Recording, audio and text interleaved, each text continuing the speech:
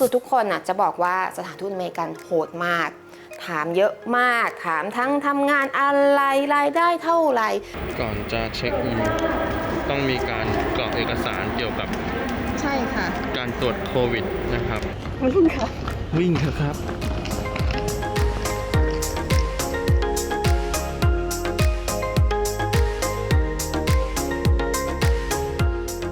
เพื่อไม่ให้ใครมาแย่งเราค่ะเฮ้ยอีกชิ้นของเขาเลย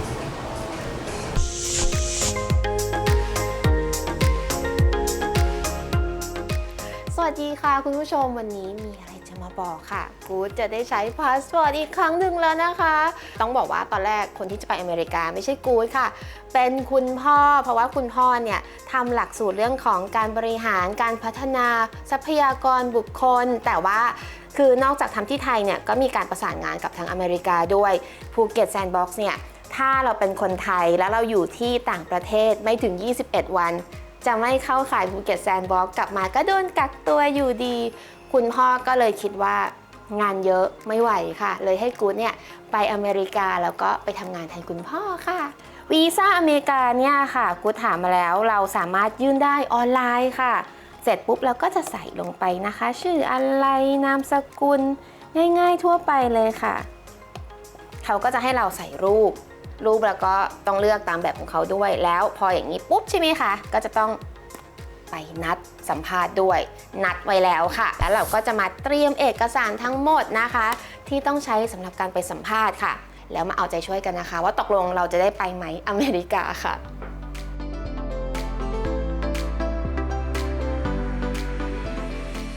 ตอนนี้นะคะ8:30 น.แล้วเรามีนัดสัมภาษณ์ที่สถานทูตอเมริกา9 โมงค่ะซึ่งต้องบอกว่าจองยากมากค่ะเขาบอกว่าสถานทูตอเมริกาเนี่ยเขาค่อนข้างจะ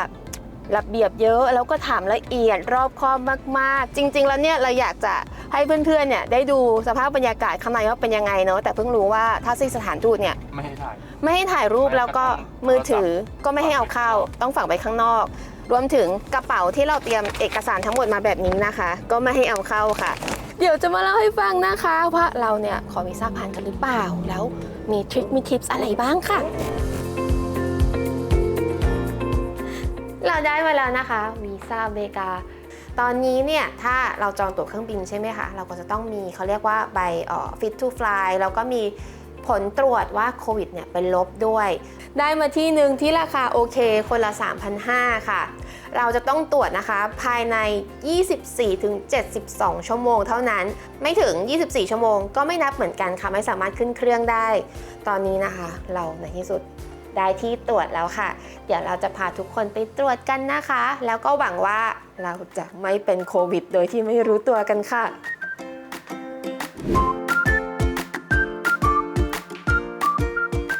ได้มาแล้วค่ะผลตรวจโควิดของกู๊ดนะคะวิธีการตรวจ real time PCR ที่สายการบินเขาบอกว่าตรวจประเภทอื่นก็ไม่ได้นะต้องเป็นแบบนี้เท่านั้นไปได้แล้วค่ะอันนี้นะคะสุดท้ายจริงๆที่เราต้องการเดี๋ยวขอเวลาจัดกระเป๋าแป๊บหนึ่งนะคะเสร็จแล้วเนี่ยเดี๋ยวกูจะรีบเรียกรถแล้วก็ไปสนามบินสุวรรณภูมิกันค่ะไม่ได้ไปนานแล้วคิดถึงมากเลยค่ะ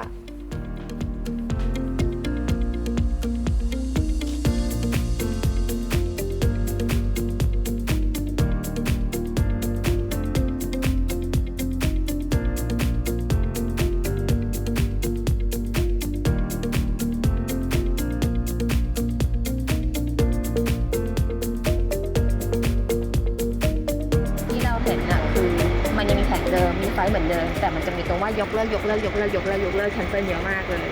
แต่ด้วยความที่เมื่อกี้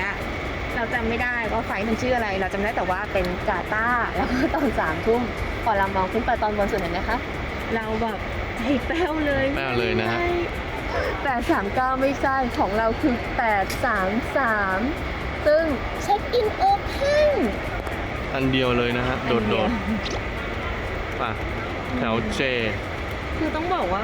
ไม่คิดว่าสนามบินสุวรรณภูมิจะเหงาขนาดนี้ปกติเรามาคือทางเดินจะไม่มีแบบเดินตรงๆได้เลยนะต้องเดินเบียดกับคนจำได้ไหมคะเก้าอี้ที่ให้นั่งรอตรงนี้ก็จะไม่มีที่นั่งว่างเลยอย่าว่าแต่แบบ1 คน 1 เก้าอี้เลย บางทีก็นั่งเบียดกันมีคนจัดของมีคนเดินไปเดินมามีคนมาส่งคือวุ่นวายมากแล้วดูตรงนี้สิคะคือไม่มีแถวไม่มีอะไร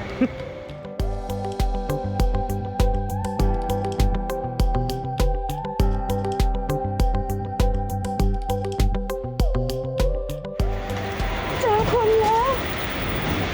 ไปเที่ยวกับเราหมดแล้วค่ะเยอะก่อนจะเช็คอินต้องมีการกรอกเอกสารเกี่ยวกับ ใช่ค่ะ การตรวจโควิดนะครับ อันแรกมันผลตรวจโควิด อันนี้เป็นใบเซ็นยืนยันว่าถ้ามีปัญหา ยินยอม ยินยอมว่าอะไรหายไม่น่าผิดชอบ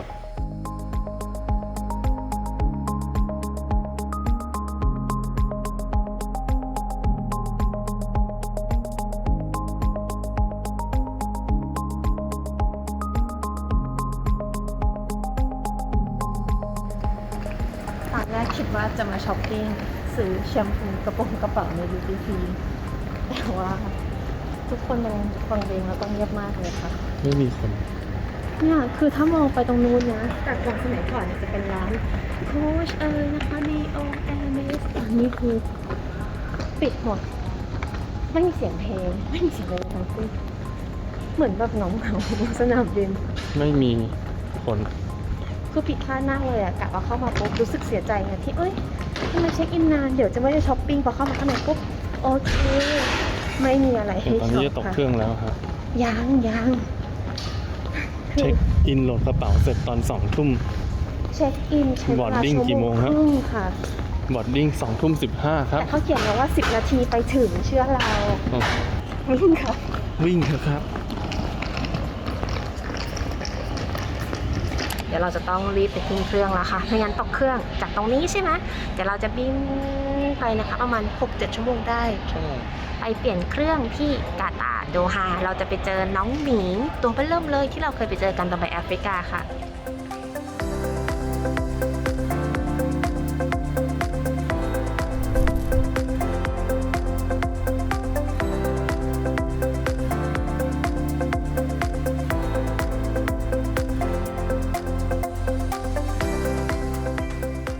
จำครั้งที่เราเนี่ยนะคะที่เรามาที่สนามบินที่โดฮากาตาร์เนี่ยแหละเราไปแอฟริกาใต้ตอนนี้คือคนแน่นเหมือนกันเลยอ่ะคุณว่าสนามบินในช่วงโควิดระบาดมันก็จะเงียบๆเหงาๆแบบนี้เนาะแต่ที่เนี่ยคือทุกอย่างดูแบบสว่างสะอาดมากเลยค่ะแต่ไม่มีเวลาไม่รู้ว่าจะได้ไปเจอน้องหมีพันล้านหรือเปล่าเพราะว่ามีเวลาชั่วโมงเดียวแล้วตอนนี้ไม่น่าเชื่อลงเครื่องปุ๊บใช่ไหมคะเขาบอกเลยว่าเกตอีกเครื่องนึงที่เรากำลังจะไปเปิดแล้ว ต้องรีบไปตม. อยากมาดูน้องหมีอ่ะ นี่ดู ดูน้องหมี ใส่ของอีสานไว้ก่อน ฉันตกเครื่องโฆษณาน้องหมีเนี่ย ใช่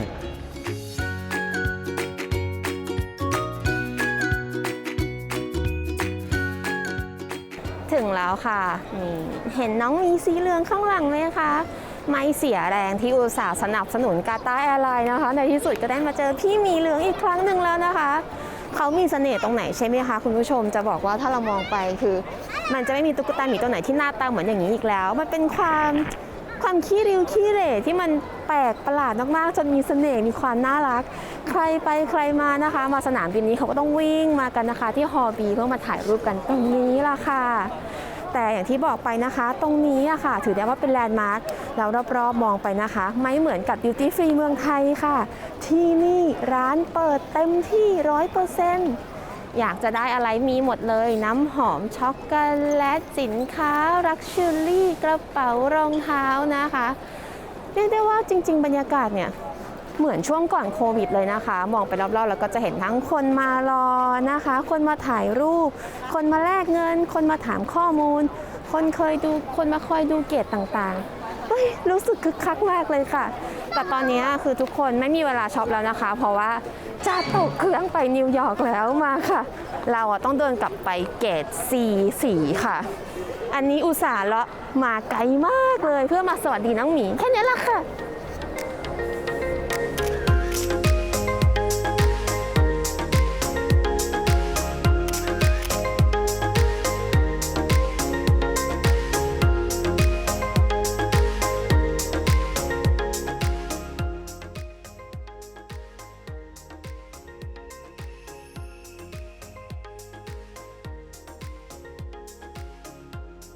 นี่นะคะตามสัญญามาอยู่ในเครื่องบินแล้ว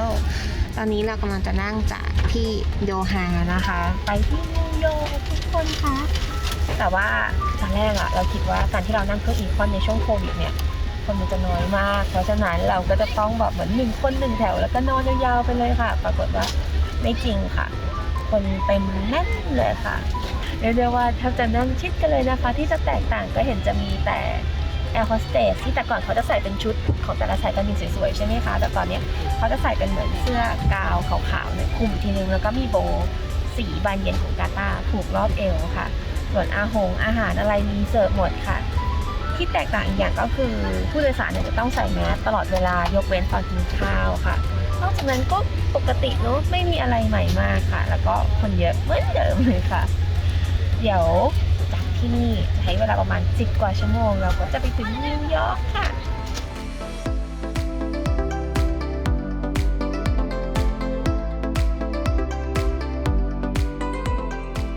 เพิ่มเติมอีกนิดนึงนะคะสำหรับข้อดีของการนั่งสายการบินกาตาร์ถ้าใครมาต่อเครื่องที่สนามบินโดฮาในช่วงกลางคืนแล้วโชคดีได้นั่งริมหน้าต่างแบบกู๊ดก็จะได้ตื่นตาตื่นใจกับแสงไฟระยิบระยับของเมืองสุดอลังการที่เวลามองลงมาจากเครื่องบินแล้วนะคะจะส่องแสงสวยงามสุดลูกหูลูกตาเราเนี่ยจะสามารถชมความประทับใจตรงนี้ได้ยาวนานกว่า10 นาทีเลยนะคะบอกเลยว่าคุ้มค่ามากๆค่ะ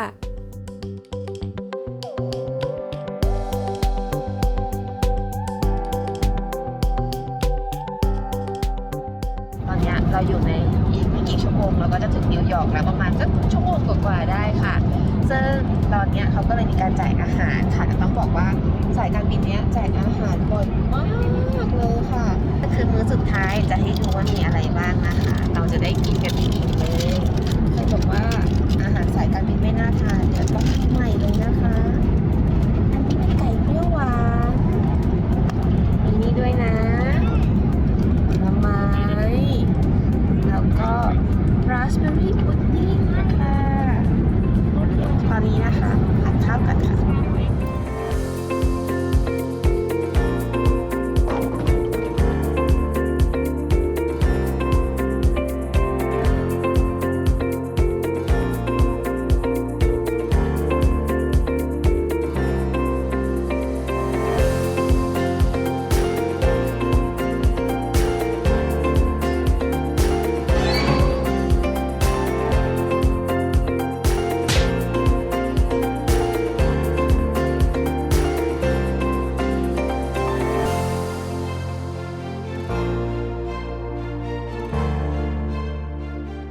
บอกว่าไม่รู้ว่าไปโรงแรมยังไงเดี๋ยวมาถามเขาก่อน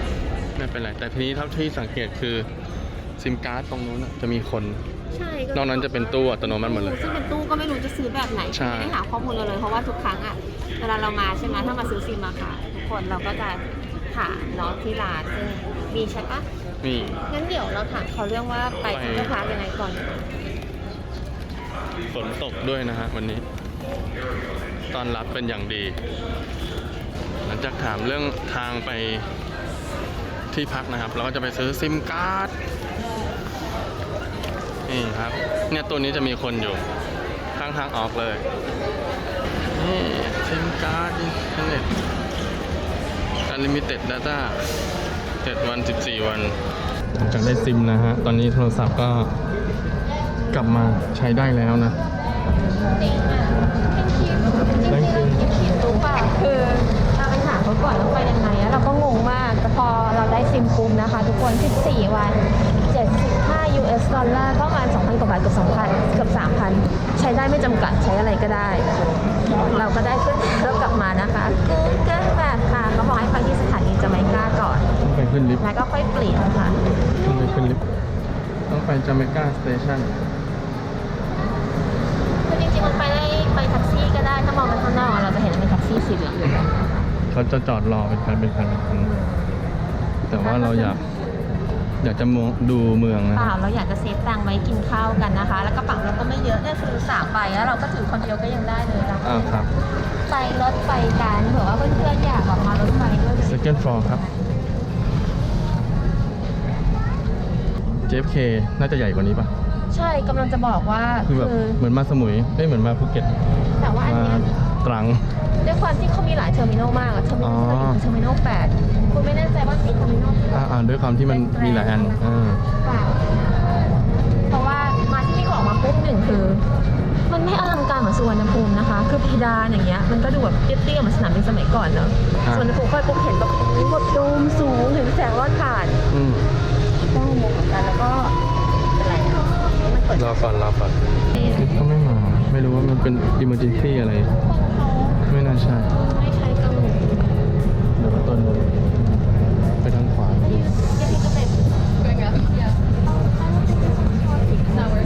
นอนทำเองไม่รีบไม่มาเหมือนกัน เป็นแบบใช่ไหม ก็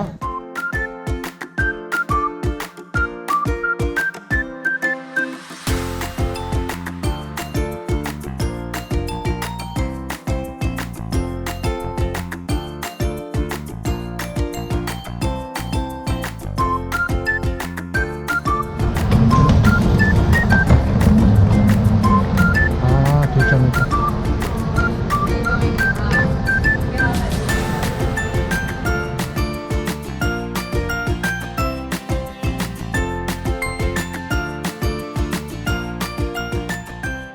อันนี้ก็คือก็ยังมีมาตรการควบคุมอยู่เนาะ ถึงแม้ว่าเขาจะฉีดวัคซีนหรือว่าบางที่ที่เขาเปิดให้ใส่หน้ากากก็เนี่ยครับ Rare Face Covering เจ้า Air Train หรือว่ารถไฟที่เรานั่งอยู่เนี่ยนะคะ เป็นขนส่งสาธารณะที่เร็วที่สุดแล้วก็สะดวกที่สุดของสนามบิน JFK ที่เขาเชื่อมต่อกันทุกเทอร์มินอลแล้วก็ยังเชื่อมต่อกับลานจอดรถจุดรับส่งผู้โดยสารและสำคัญที่สุดเลยนะคะ สถานีรถไฟใต้ดินอย่างสถานีจาไมกาที่เราเนี่ยกำลังจะไปกันค่ะ และด้วยความที่เป็นเครือข่ายเชื่อมต่อหลายจุดหลายส่วนมากๆ กว่าจะไปถึงสถานีจาไมกาเราก็เลยมีโอกาสได้เห็นวิวมุมสูงสวยๆของบ้านเมืองในนิวยอร์กไปตลอดทางเลยนะคะ บอกเลยว่าเพลินมากค่ะ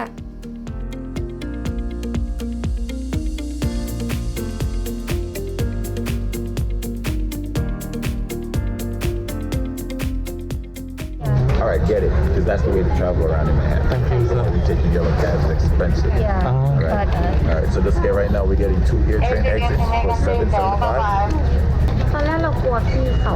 ตัวใหญ่มากสูงมาก2 เมตรแน่นอน หนักบาส แต่เขาดูแบบเป็นมิตรจิตจริงจัง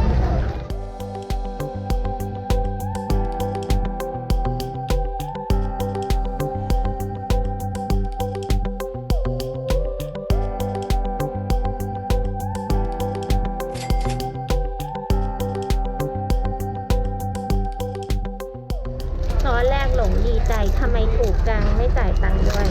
อ๋อเขาให้เรา ก็เห็นป้ายมาแต่ไกลเลย ก่อนออกต้องจ่ายตังค์ ประมาณค่ะ200 กว่าบาทค่ะ แต่ก็คุ้มนะ ไกลมาก ไกลมากแล้วถ้าสังเกตดูคือทุกคนใส่หน้ากากหมดเลย ถึงแบบมันจะมีแบบสถานที่บางสถานที่เขาบังคับใส่อ่ะ ก็คือที่เป็นแบบว่า public จริงๆแต่อีกอย่างตรงนี้มันมาจากสนามบินด้วยมั้งเขาเลยแบบต้องบังคับตรงไหนก็ได้จ้ะตรงไหนก็ได้สังเกตอย่างหนึ่งฮะคนที่เนี่ยถ้าคนที่เขาจะเข้ามาให้ความช่วยเหลือ คือแบบน้ำเสียงเขายิ้มแย้มเขาอธิบายเขาพยายามช่วยอะไรเงี้ยซ้ายโอ้ยเนี่ยบรรยากาศอย่างเงี้ยสะพานเป็นเหล็กแล้วก็เสาสะพานเป็นหมุดเคยเห็นแต่ในหนังฮะ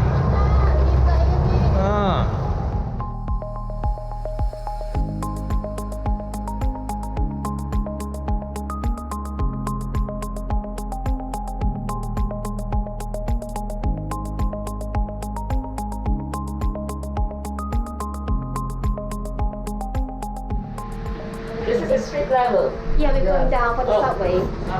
No, you gotta go. Yeah, you're good, you're good. going Yeah, down because subway is E, right? Alright, you're good, you're good. When did they open? We gotta go for the job, and then we gotta come back up for the Where are train. you guys going? I'm going to the train. She's going to the train too. Too, yeah. I missed the best she was. When we coming out, we missed the call. We're trying to help you. Thank you Sorry about Oh, that yeah, I go now. Enjoy your day, love. Thank youป่วนชาวเมืองแล้ว พาเขาลงมาเฉยนะฮะ ตอนแรกคิดเหมือนถ้ายังบอกเขาเป็นห่วงเราเขาคิดว่าเราจะไปสนามบิน กลัวไปไม่ถูกไง หัวเราเสลอลง ก็คืออันนี้นะใช้รูดเมื่อกี้ใช้เสียบโอ้โห แต่ละที่ไม่เหมือนกันก็คือเขาคุมประตูให้ก็ให้ไปรูดเฉย เหมือนจะแรงกว่ากลิ่นลอนดอนอันเดอร์กราวด์ ๆเหรอ ได้กลิ่นเหมือนกลิ่นฉี่แล้วก็กลิ่นน้ำยาทำความสะอาดที่พยายามจะกลบฉี่กลิ่นฉี่แต่กลบไม่ได้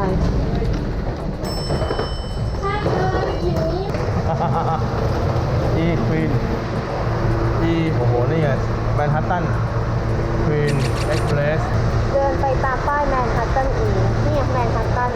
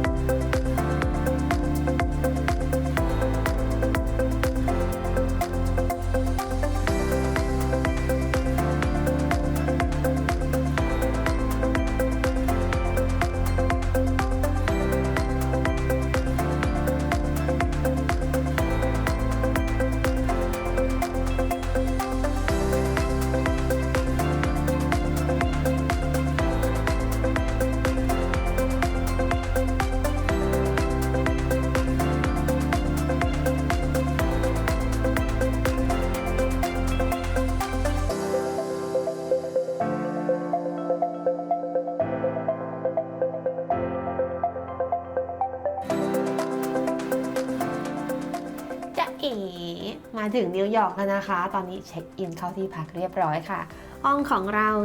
1301 มันน่ารักมาก มีอักษรเบรลอีกแล้วนะคะ นี่ต้องบอกว่านิวยอร์กเนี่ยเขาขึ้นชื่อมากๆเลยว่าที่ดินแพงมากค่ะ เพราะฉะนั้นจะมีตึกสูงอยู่เต็มไปหมดเลยนะคะ คนที่อยู่ที่นิวยอร์กส่วนใหญ่ไม่ว่าจะมาเที่ยวหรือพักอาศัยอยู่เลยเนี่ยเขาก็จะอยู่ในตึกในคอนโดก็จะเป็นห้องเล็กๆแบบนี้ค่ะ ห้องนี้ที่เราอยู่กันนะคะ23 ตารางเมตรต้องบอกว่าเล็กมากจากตรงนี้นะคะเดินไปสุดนู่นไม่ถึง19ค่ะแต่ฟังก์ชันครบมากๆอย่างนี้นะคะโซนเนี้ยก็จะเป็นโซนที่แต่งตัวนะคะที่ชอบมากคือทีวีใหญ่มากนี่อย่างนี้เลยนะคะหันไปตรงนู้นปุ๊บก็จะเป็นเตียงนอนนะคะนอนคนเดียวโอ้โหนอนสบายมากเลยค่ะแล้วถ้าหลายคนสงสัยตรงนี้เป็นทีวีเลยตรงนี้เป็นโต๊ะสำหรับเขียนโต๊ะนั่งทำงานแล้วตู้เสื้อผ้าอยู่ที่ไหนใช่ไหมคะเดี๋ยวจะพาไปดูแต่ตอนนี้โต๊ะก่อนเลยค่ะปลั๊กเยอะมากอันนี้โอเคกู๊ดชอบวางของตรงนี้ได้ด้วยนะคะนี่เก้าอี้ถึงจะตัวไม่ใหญ่มากแต่ว่านั่งสบายถ้านั่งตรงนี้ปุ๊บทำงานใช่ไหมคะแล้วก็ทดลองแล้ว Wi-Fi ฟรีแล้วก็เร็วมากค่ะส่วนตรงนี้นะคะห้องเล็กๆแค่นี้ก็มีโซฟาได้ค่ะอันนี้เนี่ยเขาจะเป็นเหมือนกับโซฟานั่งก็ได้หรือจะนอนเอนตรงนี้ก็ได้เหมือนกันนะคะจะได้ดูวิวสวยๆของนิวยอร์กค่ะซึ่งอย่างที่บอกนะคะนิวยอร์กเป็นเมืองที่ตึกเยอะมากตึกก็จะติดกันเต็มไปหมดเลยแบบนี้ค่ะส่วนถ้าใครนะคะอยากได้วิวแบบเซ็นทรัลพาร์คที่อยู่เลยตึกนั้นไปอีกหน่อยนึงนะคะก็เสียตังค์เยอะขึ้นแต่เราคิดว่าไม่เป็นไรค่ะจากนี้เดินไป5 นาทีถึงแล้วและที่บอกเรื่องตู้เสื้อผ้าหรือว่าที่เก็บของใช่ไหมคะนี่ด้านล่างตรงนี้ส่วนเจ้านี่ก็จะเป็นเขาเรียกอะไรนะคะพี่ท็อปชั้นวางของครับชั้นวางของ กระเป๋าเสื้อผ้ายกขึ้นมาวางได้ออกเอากระเป๋าวางคือตอนแรกงงมากบอกไม่มีที่เก็บของเลยเหรอคะจริงๆเยอะมากอย่างตรงนี้อันนี้ก็เก็บของได้อีกหรือว่าข้างบนนี้นะคะตอนแรกก็เก็บอะไรนี่ตู้เย็นอยู่สูงมากอันนี้เป็นเขาเรียกมินิบาร์ใช่ไหมคะเป็นตู้เครื่องดื่มนะคะส่วนด้านล่างคิดว่าน่าจะเป็นเครื่องทำกาแฟแต่ไม่แน่ใจว่าใช้ยังไงยังคงไม่เจอตู้เสื้อผ้านะคะก็เลยคิดว่าถ้าฝั่งนี้ไม่ใช่ใช่ไหมอันนี้เป็นที่แต่งหน้าตึ๊ด เจอแล้ว ตู้เสื้อผ้าที่นี่นะคะ เล็กแต่ว่าจุได้ค่ะนี่มีร่มให้ด้วย โอเคเลยนะคะกูดว่าเนี่ยใส่ของได้ข้างล่างอันนี้เป็นตู้เซฟเพราะว่าถ้ามีตู้เซฟอย่างนี้ใช่ไหมมันก็จะสามารถเก็บพวกพาสปอร์ตเงินสดต่างๆเวลาเราไปไหนก็ไม่ต้องเอาของมีค่าไปเยอะค่ะกดอันนี้นี่กดปุ๊บปลั๊กค่ะ ปลั๊กไฟ ใช่ที่อเมริกาที่ใช้ปลั๊กไฟแบบไหนนะคะพี่ท็อป 2 รูฮะ2 รูแบน อย่างเมืองไทยก็สามารถ ๆเมืองไทยส่วนน้อย ส่วนมากบ้านเราจะเป็นกลมคู่ แสดงว่าก็ต้องซื้อปลั๊กมาเปลี่ยน เป็นตัวอะแดปเตอร์ ห้องน้ำอยากดูไหมคะต้องบอกว่าจริงๆคือประทับใจห้องน้ำมากที่สุดแล้วค่ะที่เนี่ยเขาจะตกแต่งแบบดูแบบหรูๆมีระดับมากเลยอย่างเงี้ยจะเป็นโมเสอิกทั้งหมดเลยนะคะสวยมากแล้วก็พวกเครื่องต่างๆเนี้ยค่ะก๊อกกระจกจะเป็นทองเหลืองเอาจริงๆห้องน้ำเนี่ยใหญ่เลยนะคะแล้วเขาก็จะมีเนี่ยค่ะน้ำร้อนน้ำเย็นพอขึ้นมาด้านบนก็จะมีแชมพูสบู่ต่างๆให้ครบเลยค่ะนี่ดูตรงนี้อันนี้แสดงว่าใหม่ยังไม่มีคนใช้อันนี้ก็จะเป็นอ่างอาบน้ำที่เป็นชาวเวอร์หรือว่าที่ยืนอาบน้ำได้ด้วยนะคะน้ำก็จะได้ไม่กระเซ็นออกมาห้องนี้ค่ะก็ไม่ได้ใหญ่มากนะคะคุณผู้ชมจะว่าไป23ตารางเมตรแต่กูคิดว่าฟังก์ชันดีมากแล้วที่สำคัญใกล้สถานีรถไฟมากๆเดี๋ยวตอนนี้นะคะจะอาบน้ำนั่งพักผ่อนสักครู่หนึ่งแล้วเดี๋ยวจะพาไปเดินดูรอบๆกันค่ะ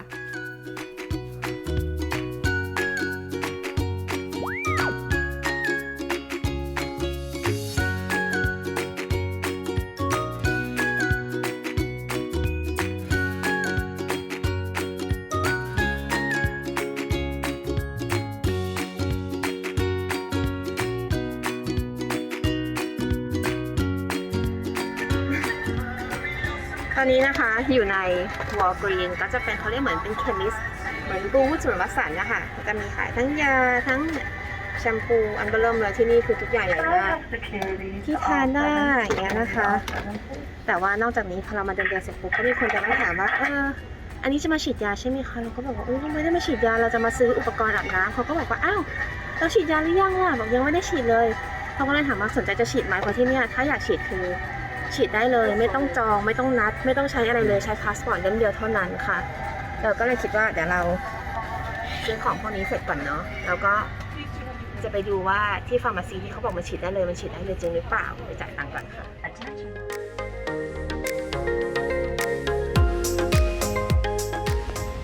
ไม่ต้องแปลกใจนะครับเพราะว่าจะลายล้อมไปด้วยอุปกรณ์หลายๆอย่างทั้งทางการแพทย์แล้วก็ทำความสะอาดด้านหลังแต่ว่าอันนี้ก็คือการมาฉีดวัคซีนเป็นการเซ็นเอกสาร ที่ Walgreen ที่เนี่ยเขาจะเป็นร้านขายยาคือที่เนี่ยพอเราจะฉีดวัคซีนใช่ไหมทุกคนมันง่ายมากเลยเราก็แค่เข้าไปในเน็ตเนาะแล้วก็กดจองซึ่งจองง่ายมากคือเรามาวันนี้ใช่ไหมเราใช้เวลาครึ่งชั่วโมงในการจองแล้วก็เดินมาที่นี่เสร็จปุ๊บมาถึงเขาก็ใช้กรอกข้อมูลตรงเนี้ยเสร็จแล้วก็ค่อยไปฉีดยาฉีดวัคซีนกันค่ะเดี๋ยวจะให้ดูเลยเขาก็จะมีบอกว่า operating เปิดทำการกี่โมงถึงกี่โมงนะฮะต้องเป็นการจองมาเท่านั้นแล้วก็เป็นโควิด-19 วัคซีนเช็คอินก็มีการเว้นระยะด้วยนะรวมไปถึงตรงนี้ก็เป็นเรื่องของเอกสารซึ่งดิฉันเป็นคุณธรรมวิทย์แล้วนะคะครับเรียบร้อย2 คนไปฉีดยากัน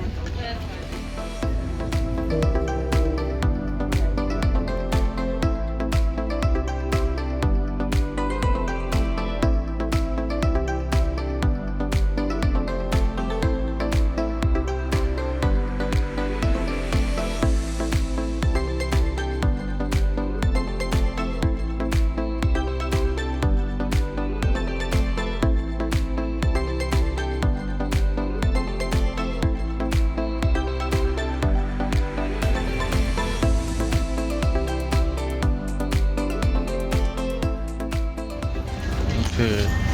รอยที่เขาแปะถือว่าเรียบร้อยแล้ว รอ 15 นาทีฮะ ดราม่านิดนึงนะคะตอนออกมาคือแบบกลัวมากอะตอนเข้าไปกลัวเจ็บกลัวไม่สบายกลัวหลายอย่างมากปรากฏว่าไม่รู้สึก อืม คือหัวใจเต้นเร็วมากแต่เสร็จปุ๊บแบบอ้าวฉีดเสร็จแล้วเหรอเขาก็บอกว่าฉีดเสร็จแล้วเขาก็ให้ เขาบอกว่าดัน ดันแบบง่ายๆอันนี้เป็นใบเสร็จมีชื่อธิดาทิพย์ยิ่งยงแล้วก็จะมีรายละเอียดของที่เราฉีดแล้วก็นี่ค่ะ 0.00 0.00 โดส1โดส2ฟรีทั้งหมด ฟรีนะครับ เดี๋ยวรออีก 15 นาทีค่ะ ตอนนี้กำลังงงๆอยู่ว่าเฮ้ยทำไมไม่เจ็บเลยฉีดยาเสร็จปุ๊บกลับไปพักที่โรงแรมนะคะ ไม่มีไข้ไม่อาเจียน ไม่คันเนื้อคันตัวไม่มีอาการชาแขนขาเลยค่ะ มีอยู่อาการเดียวเท่านั้นเลยค่ะทุกคนตอนที่เจ้าหน้าที่โรงแรมบอกว่าอ้าวเธอไม่รู้เหรอไปฉีดวัคซีนเนี่ยเขาสามารถเรียกแท็กซี่ไปส่งแล้วก็มารับกลับโรงแรมได้ฟรีโอ้โหเจ็บจี๊ดเลยเสียใจมากรู้สึกว่าไม่คุ้มจริงๆเลยนะคะยังไม่พอค่ะยังย่ำยีกันต่ออีกเขาก็บอกว่าเนี่ยเธอรู้หรือเปล่าว่าฉีดยาเสร็จปุ๊บนะการ์ดวัคซีนเธอเนี่ยเอาไปใช้ได้นะมีส่วนลดซุปเปอร์มาร์เก็ตส่วนลดร้านขายยาเอาไปใช้ซื้อโดนัทได้ฟรีซื้อเฟรนช์ฟรายซื้อเบอร์เกอร์ฮอทดอกได้ฟรีซื้อเบียร์ฟรีก็มีนะคะเยอะมากๆเลยรวมถึงถ้าใครเป็นสายเสี่ยงโชคเนี่ยเขาบอกว่าจะสามารถนะคะลุ้นลอตเตอรี่รางวัลเนี่ยเป็น100 ล้านเลยสำหรับกูเป็นสายกินใช่ไหมคะกูก็เลยคิดว่าโอเคไม่เป็นไรเราอาจจะ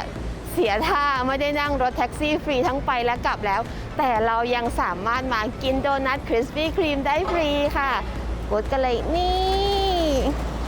มีการวัคซีนของกูดพี่ท็อปนะคะเดี๋ยวเราจะเอาไปแลกโดนัทฟรีกันค่ะแล้วเสร็จจากนี้ปุ๊บพี่ท็อปบอกว่าเขาจะไปบัดไวเซอร์ค่ะไปขอเบียร์ฟรี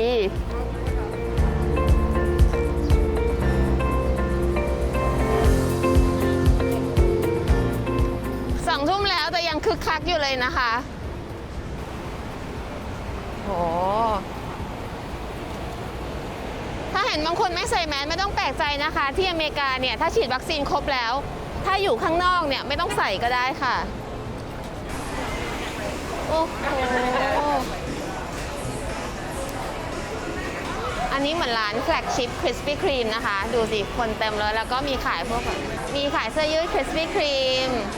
ของเล่นคริสปี้ครีมแก้วคริสปี้ครีมทุกอย่างคริสปี้ครีมหมด นี่ข้างซ้ายเขาเป็นเครื่องทอดเครื่องทำ ใช่นี่มีแบบนี้ด้วยนะ หน้าบ้านเราไม่มีอย่างนี้นะ บ้านเราไม่มีอันนี้เป็นร้านเหมือนแฟลกชิพอะร้านเรือธงก็จะเจ๋ง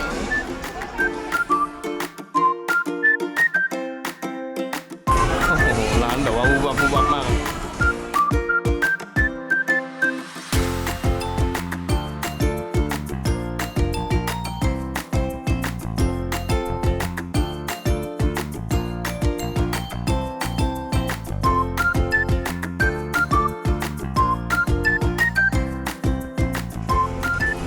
ไม่เคยเห็นครับ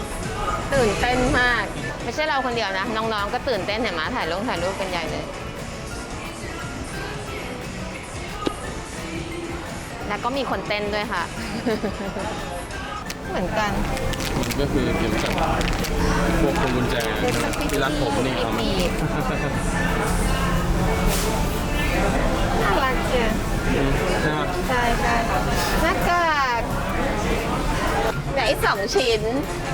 ให้จริงคนเดียวเลย ตอนแรกอ่ะก็จะไม่ยอมฉีดวัคซีนหรอกจริงๆสารภาพเลยแต่พอได้ยินว่าแบบถ้ามันมีของฟรีเยอะนะไอเราก็แบบไม่แน่ใจของฟรีอะไรบ้างหรอยังไม่รู้ไงพอรู้ปุ๊บดีใจมาก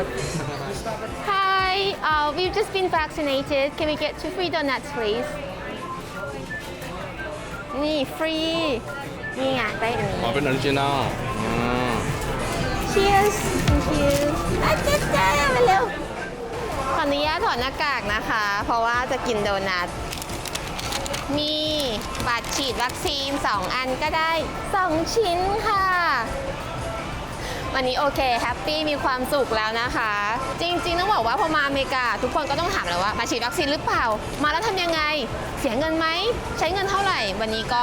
มาดูให้คร่าวๆนะคะว่ากว่าจะมาถึงเนี่ยมันไม่ได้ฟรีนะคะถึงวัคซีนจะฟรีก็จริงแต่ตอนนี้นะคะเรากินโดนัทก่อนนะดีใจมากเลยเพื่อไม่ให้ใครมาแย่งเราค่ะ เฮ้ยชิ้นของเขาเลย